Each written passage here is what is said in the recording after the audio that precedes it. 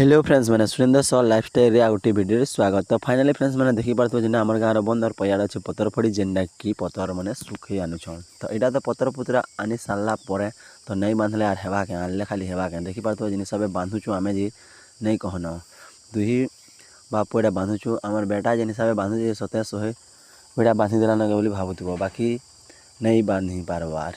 तो फाइनाली देखी पार्थ जेनटा पतर बहुत टेस्ट जाली तो नहीं बंधा बंधी कले आर किए बांधवा।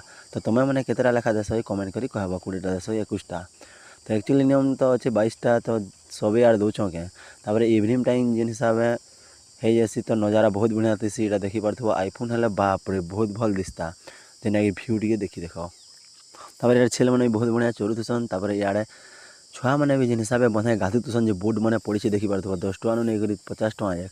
तापर ई साइड जेना कि आम बंधर पयाड़े अच्छे जेना पतर पड़ी पतर तो सुगी आनी नी कहन भ्यू एंता प्रकार दिशुसी नहीं कहन मुई तो आईफोन थे बहुत वीडियो बनाती बोली भावसी। तो आज की वीडियो भल like comment T subscribe T करवा नहीं भूलब।